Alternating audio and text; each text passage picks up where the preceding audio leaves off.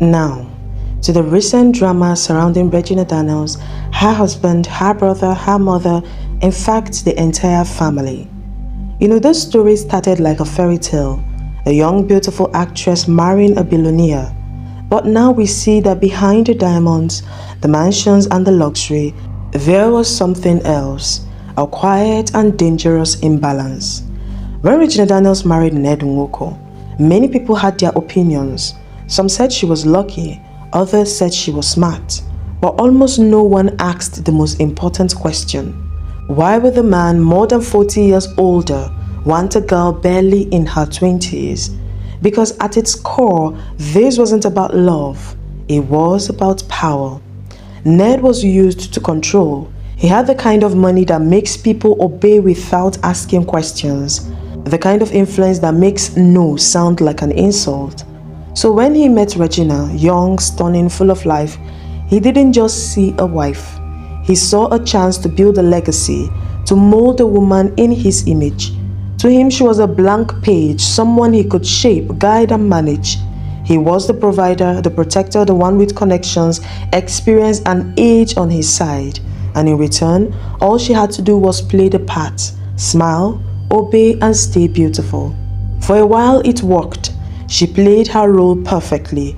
The soft-spoken wife, the glamorous mother, the calm queen beside her powerful husband. The world watched, and the illusion grew stronger. But illusions are fragile. They only survive as long as both people agree to keep pretending. And when one person wakes up, the story begins to crack. Because what Ned didn't realize was that power is not about money or, having age by your side. It's about who controls the narrative. And the moment Regina learned that, the illusion of power began to fade. When a man has lived long enough, been married more than once, and seen it all, he doesn't chase love the same way anymore. It's no longer about the butterflies in your tummy, how it is for young people, It's now about control. At 60, Ned Nwoko wasn't a man discovering romance. He was a man perfecting a formula, a polygamist, a politician, a billionaire. He understood women, or at least he believed he did. He had seen the patterns, learned their weaknesses, studied their desires. He knew what made them stay and what made them bend. For men like Ned, marriage is less about partnership and more about possession. He doesn't want a woman who challenges him. He wants one who amplifies his power. Someone young, beautiful, grateful, and most importantly, dependent. When Regina came into the picture, she wasn't just a wife, she was a project. A symbol of youth that made him feel alive again. A trophy wife that reminded the world of his power and reach. And from the beginning, he played the game, the way old men like him always do. He led with money. Because money for them isn't just about currency, it's control. It's the leash that keeps the women close. Everything she needed, he provided. Every dream she had, he funded. But what she didn't realize was that each gift came with an invisible chain. A house here, a car there, a business idea handled, until suddenly, everything she had led straight back to him. That's how dependence is built. Not by force, but by comfort. When a woman can't separate her success from a man's money, she slowly forgets what her own power feels like. And then came the children, 2 in quick succession, beautiful, innocent, and adored, but also anchors. Because every old man knows the oldest rule in the game. If she won't stay for love, she'll stay for the children. In public, it looked perfect. The rich husband, the young wife, the happy family. But in private, it was just a chessboard. Every move was calculated. He played the old man's game perfectly. Keep her comfortable, keep her dependent, keep her quiet. Because as long as she stayed in his shadow, she remained safe, but small. And that's exactly how he wanted it. For a while, the game worked perfectly. He had her exactly where he wanted her to be, comfortable, dependent, and quiet. She played her role so well that even she herself started to believe it. The perfect wife, the perfect mother, the perfect life. But when real control begins to fade, image becomes the next weapon. And that's when the story moved from reality to performance. On social media, everything looked perfect. The smiles were wide, the houses were big, the vacations were endless. Each post told the story of a young queen living her dream beside a wealthy, powerful man. She looked so happy and fulfilled that people began to tap. A lot of young ladies were tapping into this marriage. People envied. Lots of young women wished they were in her shoes. And the happiness, nobody questioned it. Why would they? To the world, she had everything every woman was supposed to want: money, comfort, luxury, and status. To many, she was a living proof that marrying an older established man was the ultimate jackpot. But here's the truth. People who are truly happy don't need to prove it to anyone. Happiness, when it's real, is quiet, it's felt and not flaunted. But when you start seeing couples who constantly need to remind the world how perfect their love is, that's usually the first sign that something deeper is wrong. For Regina, posting became a form of survival. Every smiling picture, every luxurious moment, every family portrait was a shield, not from the public, but from herself. Every photo said, "I'm happy." Every caption whispered, "Everything is fine." But deep down, she knew she was creating a world she wanted to believe in, not one she was actually living in. That's how facades work. They start as small lies, innocent, even comforting. You tell yourself things are fine because the world believes they are. The comments help too. "Oh, you're so lucky. God really blessed you.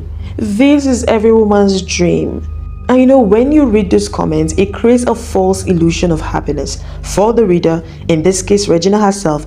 When she goes through the comments and see people saying, "Oh, I wish I was in your shoes," all those kind of things, it creates this false illusion of happiness. It makes her feel, okay, I've got something here. And for a moment, those words became medicine. Validation becomes like a drug. It soothes the loneliness within. It silences the fear. It convinces you that maybe, just maybe, your pain is worth it if people envy your life. But that's the thing about illusion. They always have an expiration date.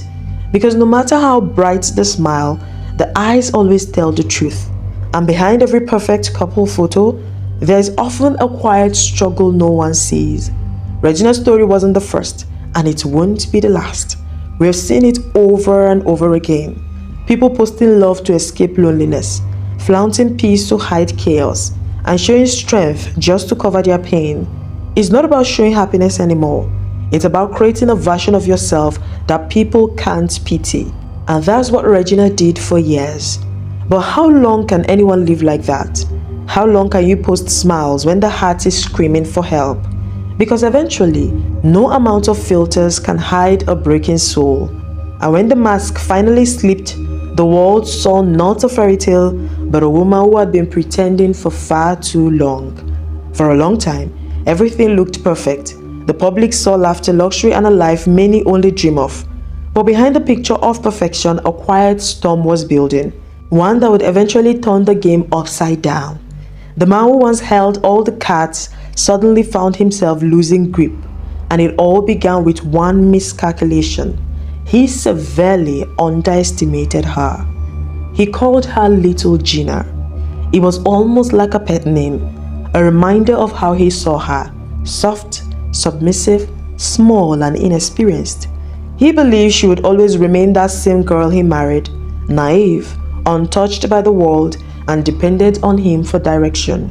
To him, marrying someone 42 years younger wasn't just about companionship, it was about control. But what he didn't see coming was evolution. The same Little Gina he tried to keep small was quietly growing in influence, in confidence, in independence, and he certainly didn't see her next move coming. She exploded. She broke out. She was free. Apparently, in the sense of the word free. But then, that was not the end of the story. He wanted her back. We already made a video about that, about him subtly begging without, kind of pulling down the illusion of his masculine pride. I'll be leaving a link of that video in the description of this video. So kindly do watch it so you can understand all the game that Ned has been playing. But then let's go down to he wanted her back. and he was willing to use everything that he had to get her back. Now let's look at all the weapons that Mr. Ned had and how he played his game and how everything seems to be falling apart. Every man who plays the old man game already knows this. Every man who uses money as a weapon understands this psychology. You don't have to shout at a woman when you can make her life depend on you. You don't need to lock doors when her comfort becomes the chains. And that was his first tool. He gave her everything, a life of abundance, not just out of love, but out of a clear, calculated strategy. Because once a woman's survival depends on you, her silence becomes automatic. From her brother's post, everything is alleged, okay? We don't know, but that's apparently what he said. He said, being Mr. Ned, that Regina came for the money. So he already understood what he was doing. Money was the leash. Money was the bait. Because once a woman's survival depends on you, her silence becomes automatic. But this time, the plan didn't hold. Regina had something most women in her position never had: influence. Her fame, her visibility, and perhaps her own quiet financial discipline began to set her free. She moved out. She got her own place. She was living comfortably without him, something he never imagined possible. It was the first sign that his control had broken. The money no longer tied her down. She was no longer the dependent young wife. She was her own woman now. Most of the time when a woman lives an abusive relationship, especially with this power dynamic and this power imbalance, what makes her come back, one of the things that makes her come back is the money. Not being able to care for herself, not being able to rent a place or buy a place, not being able to do anything for herself. When hunger comes in, when starvation and lack comes in, she's forced to crawl back, go through the same path she once walked out to walk back in. But that didn't work on Regina. We saw a woman that went out, bought herself a house, boarded a private jet. It seemed she had all the money to spend. So one of the tools that he was going to use to draw this lady back was off. So Mr. Ned turned to the second option, the children. When money fails, emotion takes the stage. The next tool was one of the oldest in the book, using the children. He believed motherhood would keep her bound forever, that no matter what happened, she would always come back for her kids. She might not come back for the money. A lot of women do not come back for the money, but they come back for their children. It's the most predictable manipulation. A good mother doesn't leave her children behind, and he's not going to let those children go. So she has to come back to his home, to his life, so she would be with the children. So when she left, he tried to turn that against her. If you remember the journalist, again, I made a video about that. The link will be in the description of this video. When I talked about the journalist that came to the house and tried to guilt trip Regina, she presented it as, oh, the children are here, Moon and Khalifa, their mom is not here. A good mother wouldn't leave her children. She hasn't seen her children for so number of days. I immediately sensed that this was an emotional manipulation in full display. And I said in that video that apparently it seemed Ned was speaking through this journalist. He was speaking through her. Remember, he said he didn't want to break this illusion of his masculine pride. So he was cutting corners. So back to what we're saying. He invited a journalist to his home, shaping the narrative, painting her as a careless mother. He expected guilt to do what wealth couldn't. But shockingly, Regina didn't bite. Maybe because of her youth, she's just 24 or 25. Apparently she can still get married and have so many other kids. Maybe because she had simply reached her breaking point, she didn't flinch. Her silence about the children spoke volumes. It wasn't cruelty, it was strength. She refused to be pulled back into a system built to silence her. And for a man used to women returning when guilt is applied, her resistance was unbearable. When the children angle didn't work, he moved to the next one, the one we are all seeing manifest in full display, the intimidation angle, which I believe is the last resort. He's acting carelessly, definitely. When both money and emotion fail, the final weapon is fear. And that's where everything turned back. Calls went unanswered. If you remember KM's post, she said Regina's line had been switched off for a long time, meaning she didn't even leave her line open for him to call. I can imagine the frustration at the other end of the line, calling a number that is constantly switched off. She's not talking to you, she's not listening. I can imagine the frustration. He reached out to her family from her brother's post, as he said. Her mother, her other brother that isn't Sammy, I think that one's name is Sweezy, I'm not too sure, but they tried to reach a compromise. I heard, as he said, that they tried to talking to him, talking to her, hoping to use their voices to bring her back. You remember her brother once posted that, every marriage has its issues and all that, we shouldn't blow it out of proportion. Apparently they were walking behind, maybe to see if they could reach a resolution, but even that didn't work. So the last card came out, intimidation. Her brother Sammy was arrested, and according to reports, he allegedly vowed that the brother wouldn't be released until Regina returned. It was no longer about love, it was about dominance, about proving that he still had power left to wield, and about obsession. Many might ask, why the hell didn't he arrest Regina herself? He's never gonna arrest her, he's never gonna touch her, he's never gonna hurt her, like in the sense of maybe coming out to the public, arresting her, humiliating her. He might have done some physical violence, which is alleged. I wasn't there, so I don't know, but he's never going to publicly hurt her, quote me anyway. He's going to try to use the brother to get what he wants. He's tried money, he has tried children, he has tried family pressure. None of it has worked. He knows these two are quite close, and besides, Sammy was the one that came out to do all the fighting for her, so he's going to be the scapegoat, another anchor with which he will try to draw her back. If again you remember the post the brother made, he said until she comes back, Sammy isn't going to be released. So everything is tied to her coming back to the house. All these accusations of he's a thief, cyberbullying, and whatever other case they're building up against her brother is all an illusion, a facade, covering the main thing he wants. He wants her back. This was a man who once called himself a proud polygamist, confident, untouchable, always in control. But now, for the very first time, he looked desperate, extremely desperate, for the one woman he thought he could always control. The tables had turned. The trophy wife has become the one holding the narrative. She had slipped through every chain he designed to keep her bound.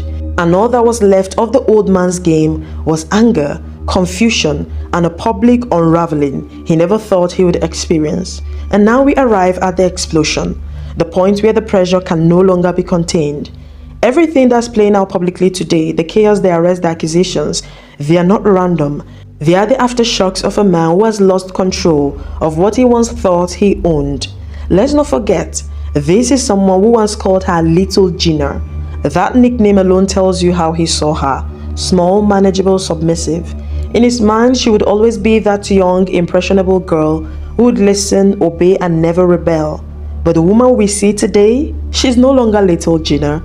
She's grown emotionally, mentally, financially, and that growth is what he never prepared for. Now there's been a wave of blog posts and gossip columns painting him as this untouchable figure, the big bad wolf, the powerful man who never lets go. Some say he's the type that fights to the end, that no one crosses him and walks away easily. But beneath that public image, what we're really seeing is a man scrambling to hold on to the one thing that slipped completely out of his control. He's a lawyer, a man who knows the system and how to use it. So when her brother was arrested, it wasn't just about the allegation or whatever legal grounds were cited. It was strategy, intimidation, masked as justice. Another attempt to pull her back by force, since persuasion failed. And this is where we unravel the psychology. For men like him, control isn't just about love or ego, it's identity.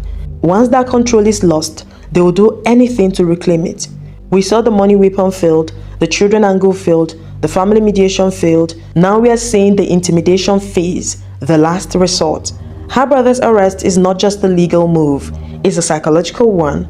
The message is clear: if you don't come back, your family will suffer. But what he doesn't realize is that the woman he's dealing with has already crossed the emotional threshold of no return. When a woman stops being afraid of losing everything, she becomes the most dangerous kind of calm.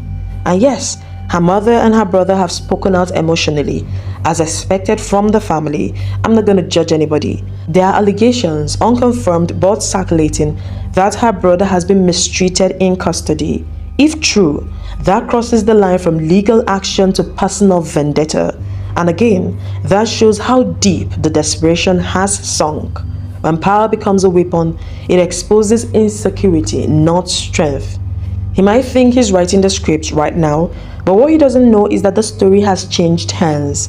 She's not just reacting anymore, she's calculating. And that's why we believe he's underestimating her yet again. Because this isn't just about a marriage anymore, it's about power, image, and legacy.